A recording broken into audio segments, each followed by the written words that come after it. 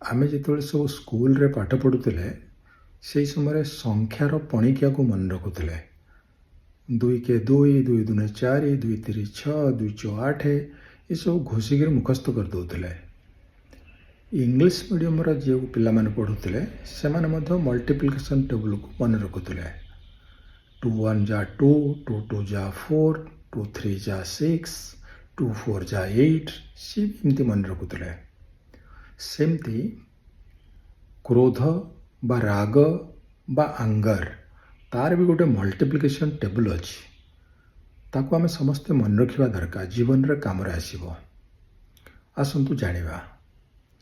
ରାଗ କେ ରାଗ, ରାଗ ଦୁଣେ ଗାଳି, ରାଗ ତିରି ଥାପଡ଼ ବା ଚାପଡ଼ା ବା ମାଡ଼, ରାଗ ଚଉ ବାଡ଼ି ବା ଲାଠି, ରାଗ ପଞ୍ଚା ଛୁରୀ, ରାଗ ସୋ ବନ୍ଧୁକ, ରାଗ ସତା ମର୍ଡର, ରାଗ ଅଷ୍ଟା ଜେଲ, ରାଗ ନୂଆ ଫାଶୀ ଆଉ ରାଗ ଦଶା ସର୍ବନାଶ।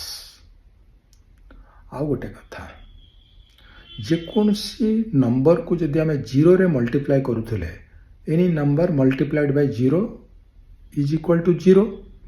ସେଇଭଳି ଯଦି ଆପଣ ରାଗ ବା ଆଙ୍ଗରକୁ 0ରେ ମଲ୍ଟିପ୍ଲାଏ କରନ୍ତି, result will be 0।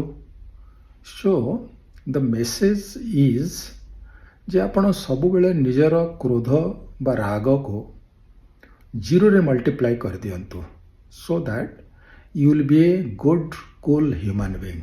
Thank you.